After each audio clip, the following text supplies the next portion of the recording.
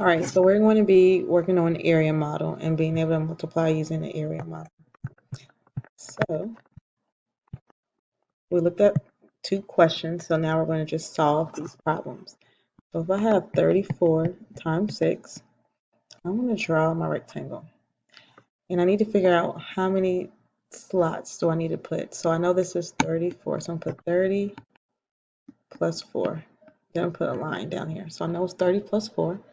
And then I'll put 6 on the side because there's only one digit. All right, so now I know I need to multiply what goes in here. So that's 6 on the left, 30. So I'm doing 6 times 30. What is 6 times 30? Good, 180. Now I'm doing 4 is above here, right? Times, and what's on my left side?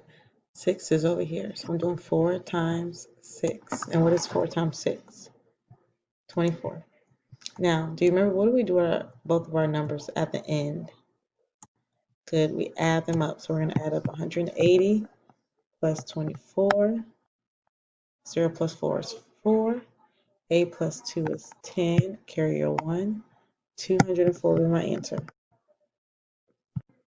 Okay, so we're going to do another one. We're going to solve 38 times 6. So remember, actually, that sounds like a familiar one. We're going to do 38 times 9. So we're going to draw a rectangle. 30. Break up part 38, which is 30 plus 8. And then 9 on the left side. So now we're going to bring our line down where our plus sign is. And then we're going to start multiplying. So again, we multiply what's at the top, 30 in this box. So 30 times what?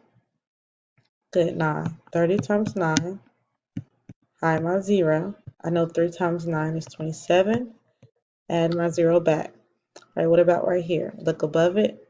Good, 8 times 9. 8 times 9 is what? Good, 72. All right, go ahead and add up 270 plus 72. What would I get? Good, 2. 7 plus 7 is 14. 342 will be your answer. All right, now we're going to try it with a 3-digit number. So let's do 462 times 5. So let's make our rectangle first. We got to think about it. Break apart the first number, 462. So 400 plus 60 plus 2. Good. And then we know our 5 goes on our left side. So when I put my lines here, see I'm putting 2 lines because my plus sign and my plus sign. I'm going to start multiplying inside of these boxes. So I multiply what's at the top and what's at the side. So I know it's 400 times 5. So I'm going to hide how many zeros? Good, 2 zeros. I know 4 times 5 is 20 and add 2 zeros back. So that's 2,000. All right, what am I multiplying here? Good, 60 times 5. Hide my 0. 6 times 5 is 30. Add my 0 back. All right, last one is 2 times 5, which is 10. So now I'm going to add up 2,000 plus 300 plus 10. And I know I get 2,310 as my final answer. So this is multiplying using the area model.